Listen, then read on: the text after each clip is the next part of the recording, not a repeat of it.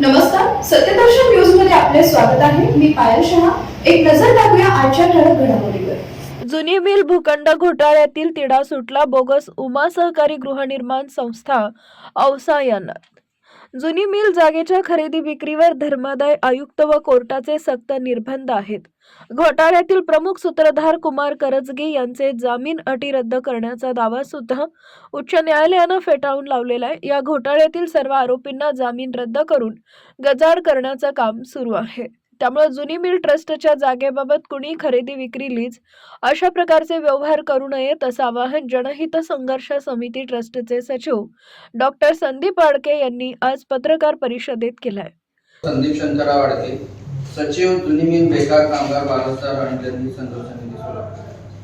आपल्याला माहितच आहे की हा सब्जेक्ट खूप जुना आहे. 36 वर्ष सोलापूरमध्ये गाजलेला आहे. पूर्ण महाराष्ट्रभर हे प्रकरण गाजलेलं आहे आणि आता ते चव्हाट्यावर आलेलं आहे. आणि ह्याचे जे काही प्रमुख सूत्रधार आहेत कुमार शंकर करजगी यांच्या बाबतीतली हे मुख्यत्वे करून ह्या जागेच्या घोटाळ्याबाबत त्यांनी काय घोटाळा केला होता आणि तो कसा निस्तरला आणि आज काय काय स्टेजला हा सोलापुरातला 137 एकरचा हजारो कोटीचा भूखंड घोटाळा याच्यावर सोलापुरातील राज्यकर्त्यांनी त्याला पांघरून घातलं. पोलिसांनी आणि कोर्टाने संरक्षण दिलं. या घोटाळ्याबाबत काही सविस्तर उहापोहणी करणार आहे. आणि मुख्य म्हणजे ही जी 137 एकरची जुनी मिलची जागा आमच्या ट्रस्टनी कोर्टाकडनं विकत घेतलेली होती 1989 ला आणि त्या जागेचा प्रत्यक्ष ताबा 96 आणि 98 साली सोलापुरातील 5 ठिकाणी जुनी मिल कंपाऊंड मोरारजी पेठ इथं जवळपास 65 एकर जागा आहे. त्याच्यानंतर मोतीबाग आपल्या विजापूर रोडला कंबर तलावाजवळ तिथं 15 एकर जागा आहे. मोरारजी पेठ जुनी पोलीस लाईन आणि धरमशी लाईन तिथं जवळपास अजून एक 65 ते 70 एकर जागा आहे. आणि ज्या जागेवर ही जागा आता थोडक्यात हिस्ट्री म्हणजे ही जागा 1988 साली कोर्टाने हायकोर्टाने जुनी मिलकडनं लिलावात काढली होती आणि ती जागा खरेदी करण्यासाठी कुमार शंकर करजगी हे जुनी मिल बेकार कामगार बालस्तार आणि जनहित संघर्ष समिती सोलापूर ही स्थापन केली. आणि त्याच्यामध्ये मी आणि माझ्यासारखे जे सोलापुरातले 1100 मेंबर्स आहेत त्यांनी कोट्यावधी रुपये त्यामध्ये घातले, युको बँकेत जमा केले आणि त्या पैशातून ह्या जागेचा लिलाव 9,36,00,000 आमच्या ट्रस्टनी घेतला आणि तो 89 ला जागा मिळाली म्हणजे अवॉर्ड झाली हायकोर्टातून. आणि उरलेले पैसे भरल्यानंतर 96 साली आणि 98 साली 1 ते 5 लॉट मधली ही जी जागा आहे ती जुनी मिल ट्रस्टच्या नावे कोर्ट रिसिव्हरनी 1 ते 5 लॉट मध्ये दिलेली आहे. आणि असं असताना त्या भामट्या कुमार शंकर करजगीने 16/1/1998 ला म्हणजे जागा मिळाल्यानंतर बोगस उमा सहकारी गृहनिर्माण संस्था या संस्थेची स्थापना आपल्या वडिलांच्या बाळे येथे असलेल्या 4 एकर जागेवर जी आज सुद्धा शेत जमीनच आहे त्या जागेवर ही उमा सहकारी गृहनिर्माण संस्था निर्माण करून आणि त्याचे प्रवर्तक प्रसिद्ध सोलापूरचे पंचांगकर्ते दाते यांच्या मिसेस वीणा दाते आणि सध्याच लँडलाईन मध्ये आलेले समर्थ सहकारी बँकेचे चेअरमन दिलीप आत्रे यांनी या आणि बाकीचे त्यांचे 15 लोक होते यांनी या बोगस उमा सहकारी संस्थेची स्थापना केली. आणि त्याच्या पुढे जाऊन हे 137 एकर जागा आमच्या ट्रस्टची या बोगस संस्थेमध्ये विलीनीकरण करून सिटी सर्वेतल्या लोकांना हाताशी धरून त्यांनी त्या जागेची बोगस नोंदणी सुद्धा सिटी सर्वे ऑफिसला करून घेतली होती 97-98 साली. त्याच्यानंतर या गोष्टीवर ऑब्जेक्शन मी आणि माझ्या लोकांनी ट्रस्टमध्ये घेतल्यानंतर जमाबंदी आयुक्तांनी त्याच्यावर ही नोंदणी चुकीची आहे असं स्पष्ट लेटर दिलेलं आहे. यापुढे जाऊन सगळे बोगस कागदपत्रावर म्हणजे हायकोर्टापासून ते पोलीस प्रशासन असू दे, सिटी सर्वे ऑफिस असू दे, या कुमार करजगीने गेले 36 वर्षामध्ये शासनातील आणि जे कोणी पॉवर मध्ये असतील किंवा अपोजिशन पार्टी मध्ये असतील त्या सगळ्यांना हाताशी धरून सगळ्या पुढाऱ्यांना त्या जागेचा मर्यादा खायला देऊन त्याला असं वाटलं होतं की हे जागा आपण घशात घालू पण ती जागा त्याच्या घशात ते गिळता गिळता आम्ही काढलेली आहे.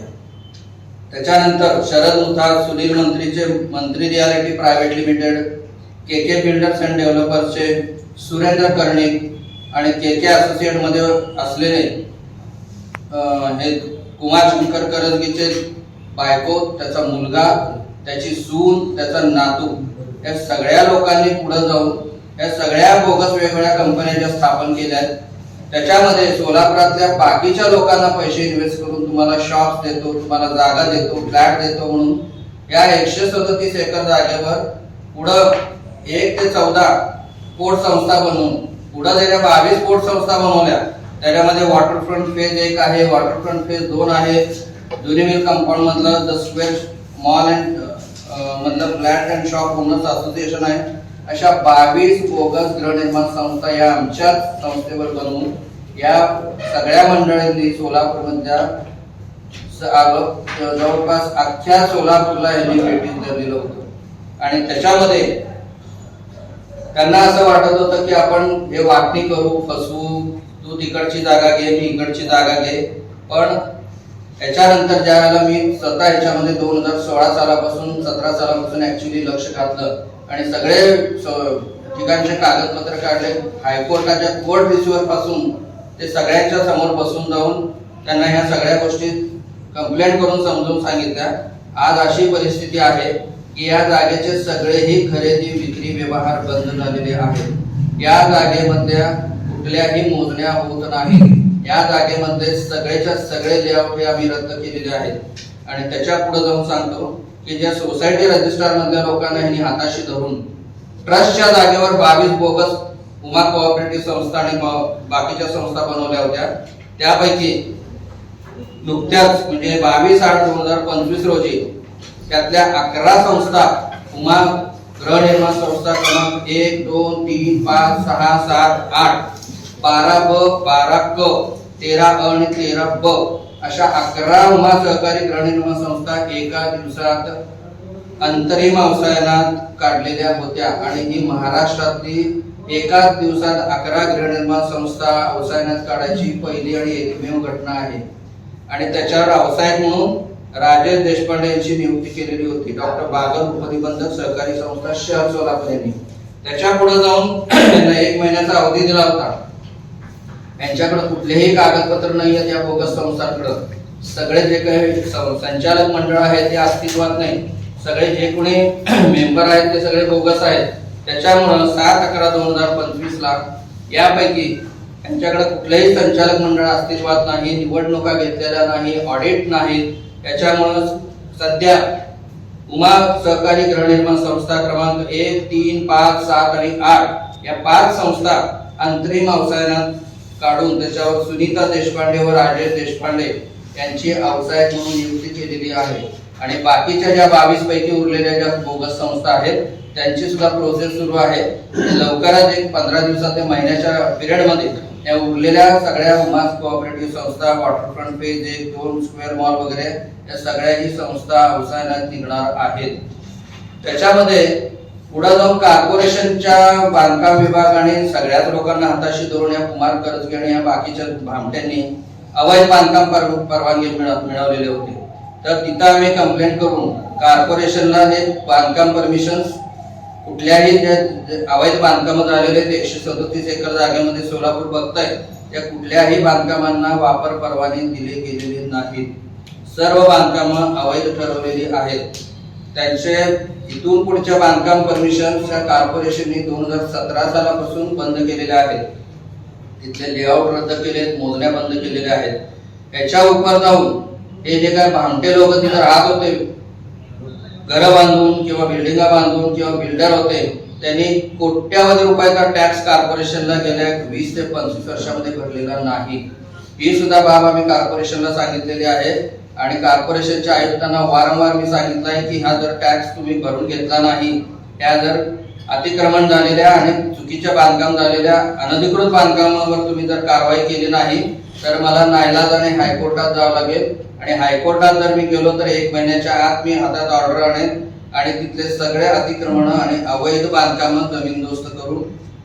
तेवढंच होणार नाही तर त्या बाबतीत जे कोणी याच्यामध्ये सामील होते कुमार करजगी बरोबर, ते मग कॉर्पोरेशन मधले बांधकाम विभागातले असतील, आयुक्त असतील, पोलीस खात्यातले असतील, इव्हन कोर्ट किंवा चॅरिटी ऑफिस मधले असतील, ह्या सर्वांना सुद्धा मी पार्टी करून त्यांना सुद्धा शिक्षा भोगायला लावणार. हे शेवटचं अल्टिमेटम मी दिलेलं आहे.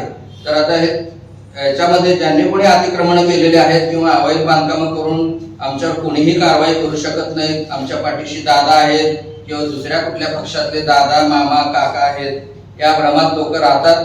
त्यांना मी हे आपल्या माध्यमातून चेतावणी देतोय की लवकरात लवकर त्यांनी तिथले अतिक्रमण केलेल्या गोष्टी, मग तिथं कोणी बंगले बांधून राहतात, मग ते वकील असू दे, डॉक्टर असू देत, हॉस्पिटल असू देत, बिल्डर असू देत किंवा कोणीही असू देत, त्यांची सगळेही बांधकाम अवैध आहेत. आणि आपण वारंवार बघता की हायकोर्ट आणि सुप्रीम कोर्ट अवैध बांधकामावर कुठल्याही दयामाया न दाखवता कोणीही असू दे ते निष्कासित करण्याचे तात्काळ आदेश देतात. तर केवळ एक माणुसकी म्हणून इतके दिवस आम्ही गप्प बसलो होतो, पण आता हे त्यांनी जे अवैध बांधकाम निष्कासित केले नाही, स्वतःहून काढून घेतले नाहीत किंवा अतिक्रमण आपण बघता की तिथं कुमार करजगी कुणाला एक्झिबिशन लावायला जागा देतो.